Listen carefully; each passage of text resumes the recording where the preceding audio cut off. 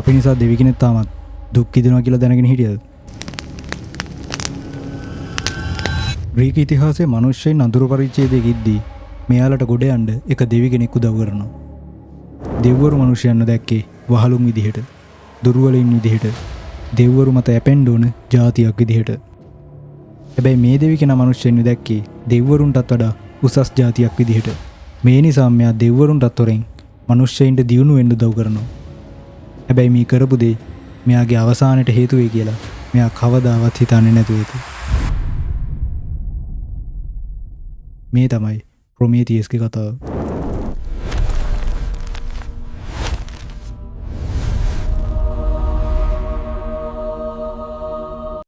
මේ ලෝකේ නිර්මාණයෙන් පස්සේ මේ වෙනකොට බලවත් දෙවිවරු කොටස් දෙකක් මේ ලෝකෙට බිහි වෙලා ඉන්නවා. ඒ තමයි ටයිටන්වරු සහ ඔලිම්පියන් දෙවිවරු කොට්ටාසය. ශතවර්ෂ ගණනාවකට කලින් මේ ලෝකේ බලය වෙනුවෙන් මේ දෙවිවරු කොටස් දෙක අතර ලොකු යුද්ධයක් ඇති වෙනවා. මේක ඉතාමත් දරුණු යුද්ධයක්. ග්‍රීක මිත්‍යා කතාවල තියෙන විදිහට මේක අවුරුදු 10ක් පුරාවට පැවතුණු යුද්ධයක්.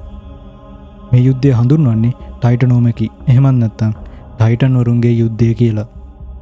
මේ යුද්ධය අතරමැද්දේදී එක ටයිටන් කෙනෙක් ටයිටන් වරුන්ට උදව් කරන්නේ නැතුව ඊයුස්ගේ පැත්තට උදව් කරනවා. මේ ටයිටන් තමයි ප්‍රොමීතියස්. ප්‍රොමීතියස් කියලා කියන්නේ කලින් කිව්වා වගේම ටයිටන් කෙනෙක්.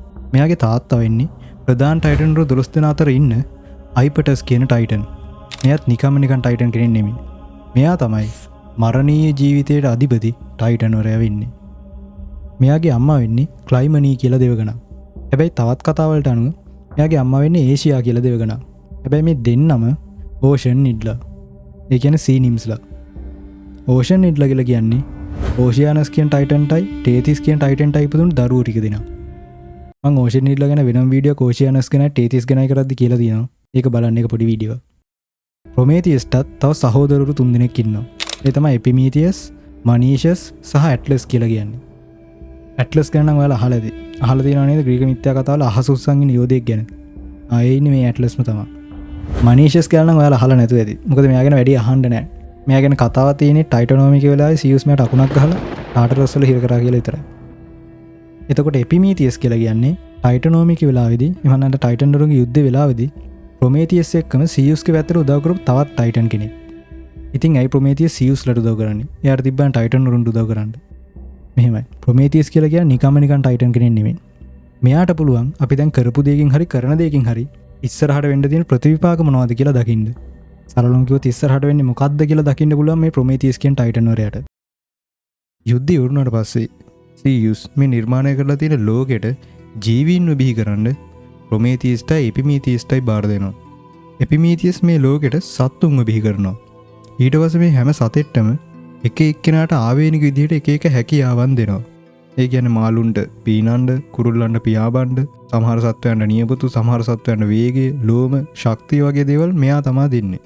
මේ විදිහට තමයි සත්තුන්ට එක එක විදිහ ආවේනික හැකියාවන් ලැබිලා තියෙන්නේ. එපිමීතියස් සත්තුන් හැදුවට පස්සේ ප්‍රොමීතියස් මොකද්ද කරේ? ප්‍රොමීතියස් තමයි මේ ලෝකෙට මිනිස්සුන්ව නිර්මාණය කරන්නේ. හරි මෙහෙම කියන්නම්කෝ. ප්‍රොමීතියස් මැටි වලින් අමුතු නිර්මාණයක් කරනවා. මේක එපිමීතියස් හදපු සත්තු වගේ නෙමෙයි. ප්‍රොමීතියස් මේක හදලා තියෙන්නේ ග්‍රීක දෙවිවරුන්ගේ රූපයට සමානව. මේක ඇතින දෙවගෙන දැක්කට පස්සේ මෙයා කරන්නේ දැන් මේ හදලා තියෙන මැටි පිළිම හැම එකකටම ජීවය දෙන එක. මේ විදිහට පනාව මැටි පිළිම ටික තමයි ග්‍රීක පුරාවෘත්තවල ඉන්න පළවෙනිම මිනිස්සෙයින් ටික දෙනවා. මිනිස්සු හැදුවා කියවට මෙයා හදලා තියෙන්නේ පිරිමි විතරයි හරිද? මොකද ග්‍රීක පුරාවෘත්තවල පළවෙනි ගෑනු කෙනා වෙන්නේ පැන්ඩෝරානේ. පැන්ඩෝරාගේ කතාව වෙන්නේ තව ටිකක් පස්සේ. දැන් මිනිස්සුන් හැදුවට පස්සේ මෙයාලට දෙන දෙවිවරු ගාව එක හැකියාවක්වත් තිබ්බේ නැහැ. මේ හින්දා මිනිස්සුන්ට සීතලෙන් බේරෙන්නවත් සත්තුන්ගෙන් බේරෙන්නවත් කිසිම හැකියාවක් නැහැ. නිකන් ගල් ගුහාවල හැංගිලා ඉන්න මිනිස්සු ටිකක් විතරයි. දැන් මොකද කරන්නේ? ප්‍රොමීතියස් මේ ගැන සියුස්ට කිව්වත් එයා එක ගණන් ගන්නේ නැහැ. මොකද දෙවිවරුන්ට ඕනේ මිනිස්සුන්ව හැමදාම දුර්වල විදිහට තියාගන්න. හැබැයි ප්‍රොමීතියස්ට ඕනේ එයා මේ හදපු මිනිස්සුන්ව තවත් උසස් විදිහට තියන්න. ඒ හින්දා මෙයා මිනිස්සු වෙන දෙන්න පුළුවන් හොඳම තෑග්ග දෙනවා. ඒ තමයි ගින්දර. මිනිස්සුන්ට ගින්දර ලැබෙනවා කියන්නේ එයාලට ඕන දෙයකින් බය නැතුව බේරෙන්න පුළුවන් කියන එක. අලුත් දේවල් අත්දැක බලන්න අවස්ථාවක් ලැබෙනවා කියන එක. මොකද ග්‍රීක පුරාවෘත්තවලදී ගින්දර කියලා කියන්නේ නිකන් දෙයක් නෙමෙයි. මේකෙන් දැනුම, තාක්ෂණය සහ බලය සංකේතවත් වෙනවා කියලා තමයි කට්ටිය විශ්වාස කරලා තියෙන්නේ. මොකද මේක තව ටිකක් වර්ධනය වුණොත් මිනිස්සුන්ට දෙවිවරුන්ගෙන් යැපෙන්න උවමනාවක් නැති වෙනවා. ඉතින් මේ නිසා සියුස් මේ දේට කැමති වෙන්නේ නෑ. එහින්ද සියුස් මිනිස්සුන්ට එක නීතියක් දානවා. ඒ තමයි මිනිස්සු දඩයම් කරන හැම සතෙක්ගේම මස් දෙව්වරුන්ට පූජා කරන්න ඕනේ කියන එක. හැබැයි මෙහෙම කරාම මිනිස්සුන්ට දෙයක් ඉතුරු වෙන්නේ නෑනේ. ඒ හින්දා ප්‍රොමේතියස් සියුස් එක කතා කරලා මේ දේ තව ටිකක් ලිහිල් කරගන්නවා. අන්තිමට මිනිස්සු දඩයම් කරන මස් වලින් භාගයක් දෙව්වරුන්ට පූජා කරන්න ඕනේ. අනිත් භාගය තමයි මිනිස්සුන්ට කණ්ඩ ගන්න පුළුවන් වෙන්නේ. හැබැයි මේ දෙව්වරුන්ට හම්බෙන භාගය තීරණය කරන්නේ සියුස්. මෙතනදී ප්‍රොමේතියස් සියුස්ව රවට්ටන්න පොඩි දෙයක් කරනවා. ඒ තමයි පූජාවට ගෙනාව සතාව කොටස් දෙකකට වෙන් කරනවා. එක කොටසකට මෙයා හොඳ මස් දාලා ඒක නරක පෙනුමක් තියෙන බඩ පටලකින් වහනවා. දැන් කවුරුත් දන්නේ මේක ඇතුළේ තියෙන හොඳ මස් කියලා. දෙවෙනි කොටසට මෙයා කරන්නේ මේ සතාගේ ඉතුරු වෙච්ච කටු දාලා ඒක උඩින් හොඳ මස් කෑල්ලක් දානවා. මස් කෑල්ලකින් වැහුවා කියලා කිව්වට කතාවල තියෙන මෙයා මේදේ තට්ටුවකින් වැහුවා කියලා. අපි ඉතින් සරල විදිහට මේක මස් කෑල්ලකින් වැහුවා කියලා හිතුවා. සියුස්ට මේක පිළිගන්නවට පස්සේ සියුස් තෝරන්නේ අර කටු වලට උඩින් මස් කෑල්ලක් දාපු භාජනේ. මොකද සියුස් හිතන්නේ මේ තමයි හොඳම ආහාර වේල කියලා. හැබැයි හොඳම ටික හම්බුනේ මිනිස්සුන්ට. ග්‍රීක පුරාවෘත්තවල තියෙන විදිහට මේ සිදුවීම වෙලා තියෙන්නේ මෙකෝන් කියලා ප්‍රදේශයක.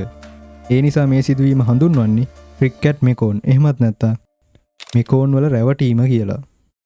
සියුස්ට මේ කරපු බොරුව තේරෙන්න ගොඩක් කල් යන්නේ නැහැ. මෙයා කරන්නේ මේ කරපු දේ හේතුවක් කරගෙන මිනිස්සුන්ට ගින්දර දහනම් කරන එක. මොකද මේකෙන් මිනිස්සුන්ට රිද්දන්නත් පුළුවන්. ප්‍රොමේතියස්ට රිද්දන්නත් පුළුවන්. මේ කරපු දේ හින්දා මිනිස්සු ආයෙත් ගල් ගුහාවල බයෙන් ජීවත් වෙන්න ගන්නවා. ආයෙත් මෙයාලා කලින් හිටියා වගේම දුර්වල జాතියක් විදියට පත් වෙනවා. දැන් මොකද වෙන්නේ? ප්‍රොමේතියස්ට මේ දේ දරා ගන්න බැරි වෙනවා. මොකද තමන් හදපු මිනිසයා මේ විදියට දුක් විඳිනවා දකින්න මෙයා කැමති වෙන්නේ නැහැ. ඒ හින්දා මෙයාට මේ වෙලාවේ කරන්න පුළුවන් එකම දේ කරනවා. ඒ තමයි ඔලිම්පස් වලට ගිහිල්ලා ආයෙත් ගින්දර හොරකම් කරන එක. මිත්‍යා කතාවල තියෙන විදිහට ප්‍රොමේතියස් ඔලිම්පස් වලට හොරෙන්ම ගිහිල්ලා හෙෆාස්ටස්ගේ කම්මලෙන් ගින්දර හොරකම් කරනවා. මෙතනදී හෙෆාස්ටස්ගේ කම්මලෙන් හොරකම් කරා කියලා කිව්වට තවත් කතාවකට අනුව මෙයා මේ ගින්දර හොරකම් කරන්නේ ඔලිම්පස් වල තියෙන පූජනීය උදුනකින්. ඊට පස්සේ දෙවිවරුන්ට බේන්න නැති වෙන්න මෙයා මේක අරන් ඇවිත් ආයෙත් මිනිස්සුන්ට දීලා තියෙනවා. දැන් ප්‍රොමේතියස් කරපු දේ සියුස් දැනගත්තාම නිකන් ඉඳී කියලා හිතනවද? සියුස් කරන්නේ ප්‍රොමේතියස් කන්දක දම්වැල් වලින් බැඳලා දාන එක. මේවා නිකන් දම්වැල් නෙමෙයි. මේවා සියුස්ට හදලා දෙන්නේ හෙෆාස්ටස්. මේවා හදලා දෙන්නේ දෙවි කෙනෙක්ටවත් කඩන්න බැරි විදිහට. ප්‍රොමේතියස් මෙහෙ බැඳලා දාපු කන්ද හඳුන්වන්නත් එක නමක් තියෙනවා. ඒ තමයි කෝකසස් කඳුකරය කියලා. මේක රුසියාව අමේනියාව කියන රටවල් වල ප්‍රාන්ත අතර තියෙන කඳුකරයක්. ඉතින් සියුස් මෙයාව මේ වගේ තැනක බඳින්නේ කාටවත් මෙයාව බේර ගන්න බැරි වෙන්න. හැබැයි මේක නෙමෙයි හරිම දඬුවම. සියුස් හැමදාම උදේට ප්‍රොමේතියස් ළඟට ලොකු කුරුල්ලෙක්ව එවනවා. මෙයා විශාල රාජාලියෙක්. මේ රාජාලිය මේ කෝකසස් කන්දාශ්‍රිතව ඉන්න රාජාලියෙක් විදිහට තමයි ග්‍රීක පුරාවෘත්තවල අහන්න ලැබෙන්නේ. ඒ හින්දාම මේ සතාව ග්‍රීක පුරාවෘත්තවලදී හඳුන්වන්නේ අයිටොස් කෝකසියොස් කියලා. ඒ කියන්නේ කෝකසස් කන්දේ රාජාලියා විදිහට. මෙයා කරන්නේ ප්‍රොමේතියස්ගේ ශරීරයේ ටිකෙන් ටික ඉරලා කන එක. මිත්‍යා කතාවල තියෙන විදිහට මෙයා ප්‍රොමේතියස්ගේ අක්මාව තමයි හැමදාම ආහාරයට අරගෙන තියෙන්නේ. දැන් ප්‍රොමේතියස් කියන්නේ කවුද? ටයිටන් කෙනෙක්. ටයිටන්ලා කියන්නේ කවුද? තවත් දෙවිවරු කොට්ටාසයක්. මෙයාලා හැමෝම අමරණීයයි. මේ හින්දා ප්‍රොමේතියස් කියන්නේ අමරණීය දෙවි කෙනෙක්. ඒ හින්දා ප්‍රොමේතියස් කෙඟත් රැට ආයෙත් තිබ්බ විදිහටම පත් වෙනවා. හැබැයි උදේට ආයෙත් අර කුරුල්ල ඇවිත් මෙයාගේ ඇඟ කෑල්ලෙන් කෑල්ල ගලවනවා. මේක තමයි සියුස් ප්‍රොමේතියස්ට දුන්න දඬුවම.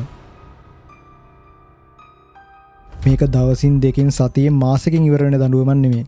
මේක සදා කාලයටම දුන්න දඬුවමක්. අන්තිමේදී මේ රාජාලියව මරලා ප්‍රොමේතියස් මේකෙන් බේරගන්නෙත් සියුස්ගේම දරුවෙක්.